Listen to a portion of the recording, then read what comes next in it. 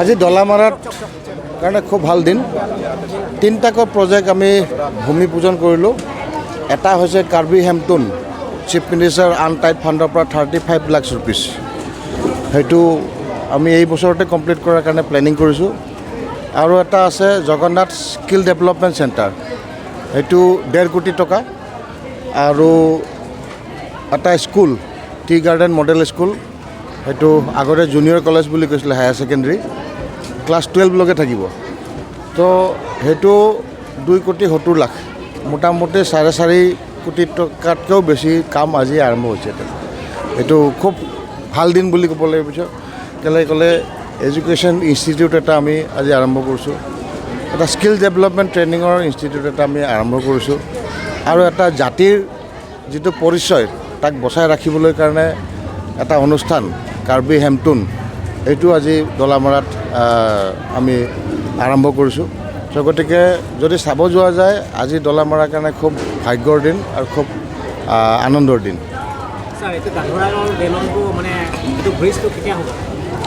ব্ৰিজটো যেতিয়া চেংচন হ'ব তেতিয়া হ'ব।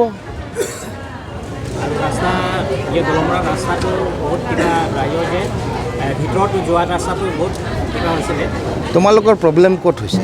যিবিলাক ৰাস্তা চেংচন হৈছে নামবিলাক নকয় সিহঁতে, হয়নে নহয়? এতিয়া কেলৈ বৰপুং তাৰাপুঙৰ কথা কেলৈ নকয়? আগতেতো পেচেণ্টটোক কিবা বাঁহত লৈ যায় খুব নিউজ বনায়। এতিয়াতো চেংচন দিছোঁ, টেণ্ডাৰ হৈ গ'ল, যোৱাকালি লাষ্ট ডেট আছিলে। চকীহোলাৰ পৰা তাৰাপুঙলৈ 50 kilometre, 194 crore north east infrastructure development scheme DoNER মিনিষ্ট্ৰীৰ পৰা আমি ৰাস্তাটো চেংচন কৰিছোঁ। এইটো মাহৰ পৰা আমি কাম আৰম্ভ কৰিম। এই 2-1 দিনতে ৱৰ্ক অৰ্ডাৰটো দিব আৰু কাম আৰম্ভ হ'ব। এই ডাঙৰ কথা, এইটো এচিভমেণ্ট কাৰ্বি আংলঙৰ কাৰণে। আমাৰ সপোন আছিলে যে বৰপুং তাৰাপুঙত আমি ৰাস্তা বনাম, আৰু ৰাস্তা চেংচন হৈ গ'ল। প্ৰধানমন্ত্ৰী নৰেন্দ্ৰ মোদী ডাঙৰীয়াক মই ধন্যবাদ দিছোঁ, ডনাৰ মিনিষ্ট্ৰীক আমি ধন্যবাদ দিছোঁ, মুখ্যমন্ত্ৰী ডাঙৰীয়াক ধন্যবাদ দিছোঁ যে এই দুৰ্গম এলেকাত আমাক ৰাস্তা দিছে। আৰু মুখ্যমন্ত্ৰী ডাঙৰীয়াক মই নিমন্ত্ৰণ কৰিছিলোঁ যে এইটো ফাউণ্ডেশ্যন ষ্ট'ন লে কৰিবলৈ, কিন্তু তেখেতে আমাৰ কাৰ্বি আংলং অট'নমাছ কাউন্সিলৰ CM তুলিৰাম ৰংহাং ডাঙৰীয়াৰ লগত একেলগে মিলি পেলাই ফাউণ্ডেশ্যন ষ্ট'নটো কৰিব ক'লে। বিকজ মুখ্যমন্ত্ৰী ডাঙৰীয়াৰ এতিয়া খুব tight busy schedule, election date আহিছে। আমি খুব আনন্দিত, মইতো বিৰাট ফূৰ্তি পাই আছোঁ। আপোনালোকে বেলেগ কথা কেতিয়া উলিয়াবই নালাগে। বৰপুং তাৰাপুঙৰ ৰাস্তা হৈছে, সেইটোতে নিউজত দেখুৱাই পেলাই এতিয়া ফূৰ্তি কৰি থাকিব লাগে। Let us enjoy.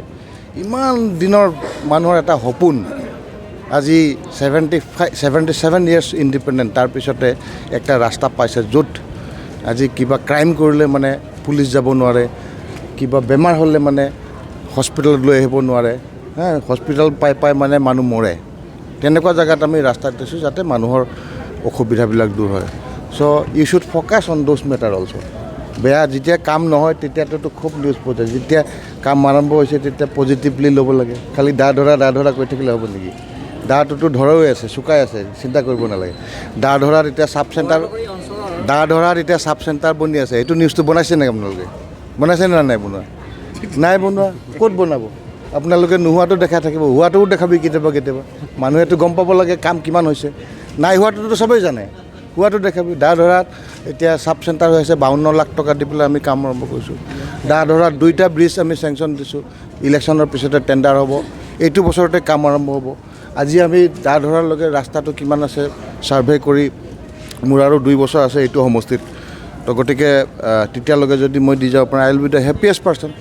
দলামাৰাৰ পৰা তাৰাপুঙত যিটো 35 কিলোমিটাৰ এপ্ৰক্সিমেটলি, এইটোৰ কাৰণে আমি RIDF-ত এপ্লাই কৰি থৈছোঁ, SOPDত এপ্লাই কৰি থৈছোঁ, নৰ্থ ইষ্ট ইনফ্ৰাষ্ট্ৰাকচাৰ নেচিডত কৰিছোঁ, NRDS-ত মই এপ্লাই কৰিছোঁ, 5টামান স্কিমত মই এপ্লাই কৰি থৈছোঁ। কোনোবা এটা যোনটোত আগত আহিব তাতে আৰম্ভ কৰিম। আমিতো কষ্ট কৰিব পাৰোঁ, এপ্লাই কৰিব পাৰোঁ, খুজিব দিয়া মালিকটোৰ ওপৰত না। যেতিয়া মালিকে দিব আমি বনাম। এতিয়া মালিকে ভাল পাইছে, বৰপুং তাৰাপুং নৰেন্দ্ৰ মোদী ডাঙৰীয়াই ডনাৰ মিনিষ্ট্ৰীক কৈ পেলাই আমাৰ ৰাস্তা চেংচন কৰি দিছে। তেনেকৈ আকৌ দিব, আমি লাগি থাকিম না, এৰি নিদিয়েতো। আমাৰ কনষ্টিটুৱেঞ্চিৰ মানুহ ভোট দিলেও নিদিলেও গোটেই কনষ্টিটুৱেঞ্চিৰ দায়িত্ব মোৰ আছে। বৰপুং তাৰাপুঙত আমি 0 ভোট পাইছিলোঁ, একটাও ভোট পোৱা নাছিলে, তথাপিও তাত কাম কৰিছোঁ। Y? This is under my constituency. 2016 ইলেকশ্যনত এটাও ভোট পোৱা নাই, কিন্তু এইটো মানুহ আমি গালি পাৰিছে নেকি যে ভোট দিয়া নাই মই কাম নকৰে? কিন্তু মোৰ ইণ্টাৰেষ্ট হৈছে তাতে ট্ৰাক লৈ পেলাই গৈছে, মই কৈছোঁ য'তে ভোট নিদিব তাতেহে কাম কৰিম, উল্টাহে কথা হৈ গৈছে। এতিয়া তাতে ৰাস্তা চেংচন, গড অলছ' হেল্প মি, হয়নে নহয়? চিফ মিনিষ্টাৰো কৈছে নাই মমিনৰ আইডিয়া ঠিক আছে, ভোট নোপোৱা জেগাতে কাম কৰ, জিকিলে জিকিবি হাৰিলে হাৰিবি আকৌ কৰি থাক। কিন্তু বেলেগ জেগাততো মোক ভোট দিছে, হয় নাই?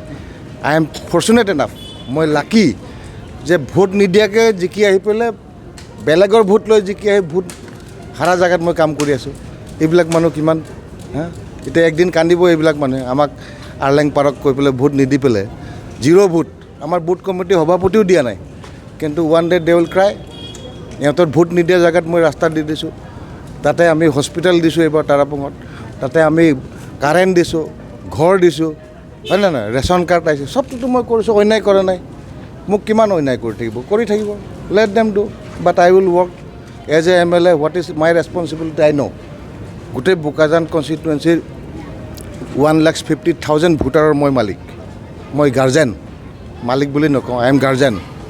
তো গতিকে সেই গাৰ্জেন হিচাপে I have the responsibility to work for them. Vote দিছে নিদিছে, কোনোবা মানুহে বেয়া বুদ্ধি শিকাই দিছে, ইন'চেণ্ট পিপুলতো কি আছে? ভোট দিয়া মানুহবিলাকৰতো দুখ নাই। কোনোবা লিডাৰ গৈছে মমিন বেয়া আমুক বেয়া কৈ দিছে, এওঁতে কৈছে অঁ সঁচা, মোকতো দেখা নাই সেইকাৰণে ভোট দিয়া নাই। কিন্তু আমি যাইছে দেখিছে 2021 তাতে আমি জিকিছে, হয় নে নহয়? That is a transform, people understand me, মোক বুজি পাইছে কেনেকুৱা মানুহ। এতিয়াতো চবফালে ভোট নিদিবি বুলি ক'লে মানুহটো আপোনাক খেদিব। আপুনিও যদি নিউজ বনাই কৈছে দা ধৰাত কাম হোৱা নাই, এইটো বিজেপিক ভোট নিদিবি, মমিনক ভোট নিদিবি বুলি ক'লে আপোনাকে খেদিব। কাৰণ কেনেকৈ মৰম কৰিছোঁ, ক'ত কাম কৰিছোঁ সেইটো দেখিছে, হয়নে নহয়? ব্ৰিজ হ'ব এতিয়া, ৰাস্তাও আমি ট্ৰাই কৰি আছোঁ, হস্পিটেল হৈ আছে, তাত জল জীৱন মিছনৰ কাম চলি আছে। এই জংঘল আপুনি যাবচোন মোৰ লগত কেতিয়াবা জংঘলত সোমাই পেলাই, ভাল লাগিব। পানীৰ কাম কৰি আছোঁ আমি তাত।